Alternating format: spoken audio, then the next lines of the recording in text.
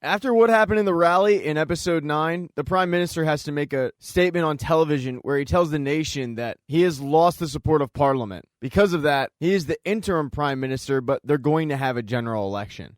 And it's going to be opened up to people like the Raven Society and the No Name League. He, of course, would love to keep his job, so he starts campaigning for support right there on the television. And everybody in the country is watching this announcement, including Martha Kane and Thomas Wayne. And Martha Kane thinks it's great. She thinks that the No Name League could finally be the #1 top dog. Thomas Wayne, however, doesn't agree with that at all.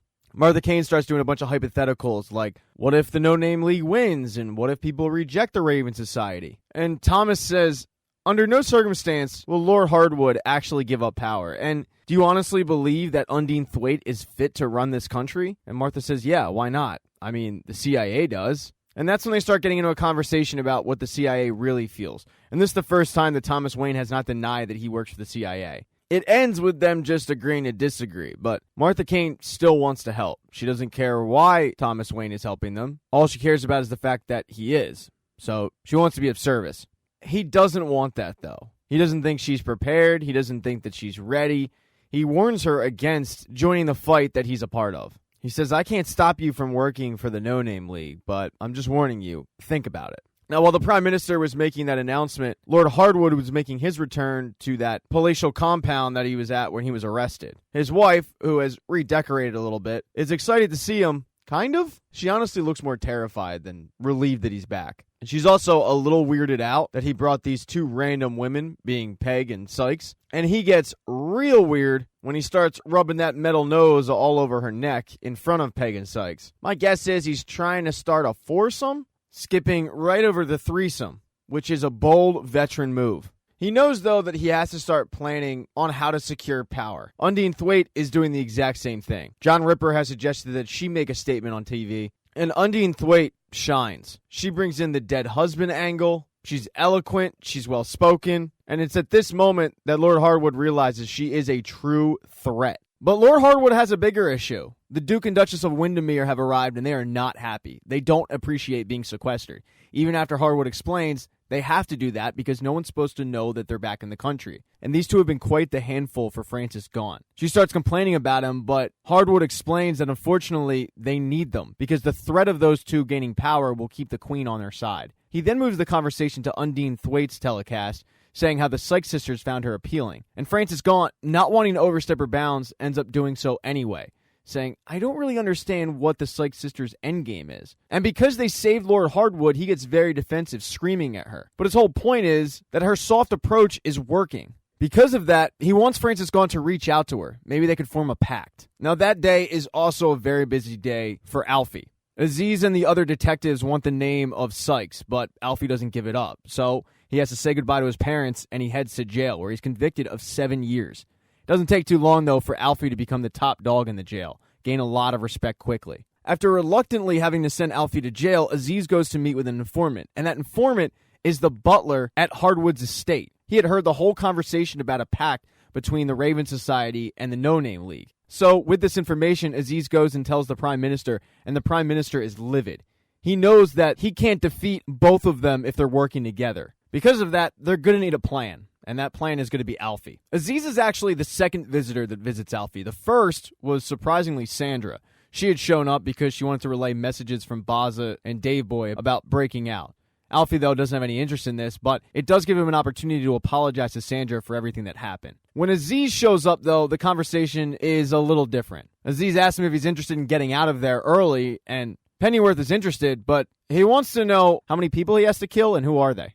Aziz goes on to explain everything, how the Raven Society and the No Name League are about to enter a pact and it's something the Prime Minister can't defeat. Because of this, he wants to kill Lord Hardwood and make it look like it was the No Name League who did it. He wants to take out Hardwood first because he wants to set up a fascist dictatorship, and because of this, he's going to need a war and enemies. They figure Scotland's his first target. Alfie will also have to kill whoever shows up from the No Name League, and Alfie says, okay, but if I get out of this, I'm done. All charges are free and clear. And Aziz agrees as long as he finishes the job. So Alfie is released from prison, and the first place he heads is obviously to his parents, but the second place he heads is to the bar to celebrate. He ends his night with a bang, that's for sure, because he wakes up with Sandra in his arms. But the next day, he meets up with Dave Boy and Baza, and they want to know how exactly he got out of jail without breaking out. And Alfie lets him know that he has to kill Lord Hardwood. It's not going to be easy because Lord Hardwood is the most prolific guy in England right now, but doesn't matter. Baza and Dave Boy are in. Baza is concerned with the fact that Alfie's going to have to kill somebody, and he doesn't like killing people. And at what point does it stop? At what point do they stop having him kill people without the threat of throwing him back in prison? That's something that Pennyworth is going to have to worry about later.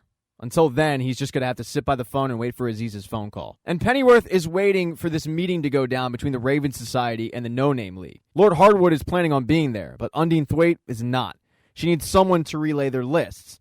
Their lists are of the seats that they're willing to give up, the seats they don't want to lose, and the person that's going to deliver it is Thomas Wayne. Thomas Wayne thinks he's going to be alone, but then Martha Kane shows up at the TV studio, and she acts like it's an accident, but it's clearly not. Her and Undine Thwaite have a little bit of a history and a good relationship.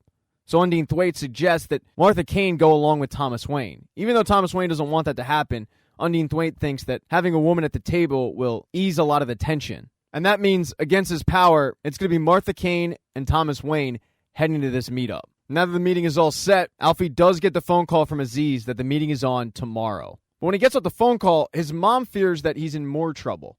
Alfie tells her it's a business thing, but she doesn't believe him. Drops the bomb that his dad has lung cancer. They had been keeping it from Alfie, and his dad didn't want to tell him at all.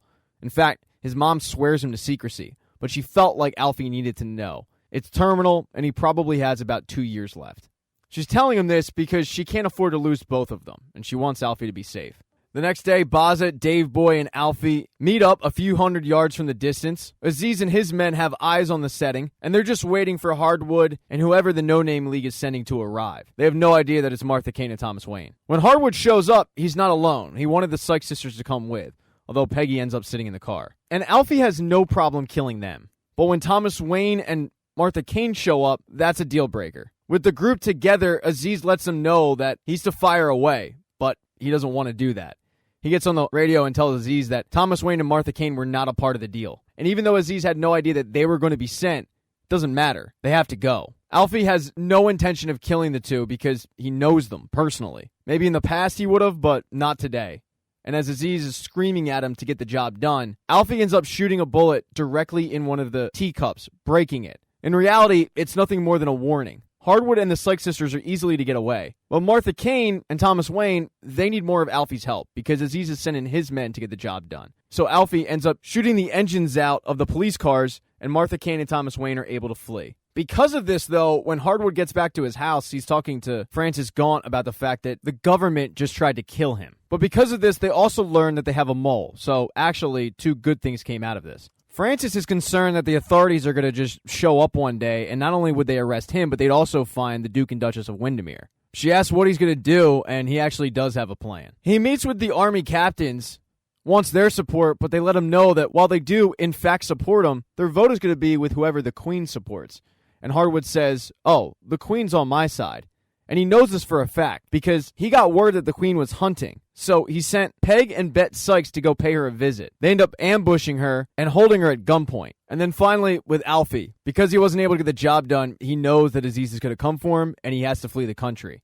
He goes to say goodbye to his mother, but he doesn't want to say goodbye to his father, saying, "I can't face him." Too late. His dad heard the commotion and comes in the kitchen anyway. His mother explains that the government wanted him to kill somebody, and the fact that he didn't do it means that they could have come for him. So he has to flee. He tells both his parents that he loves them, says goodbye, gets in the car with Baza and Dave Boy, and drives away. Thank you so much for checking out this recap. Please consider subscribing to the channel. Hit thumbs up if you liked it. Smash that thumbs down button if you thought this sucked. Make sure to be nice in the comment section. If you don't see the next video up in the end screen there, I'll get it up in a few days, not to worry. And I have merchandise, so go buy a mug or something. It's never too early to think about Christmas gifts, folks. Once again, thank you for checking out this recap.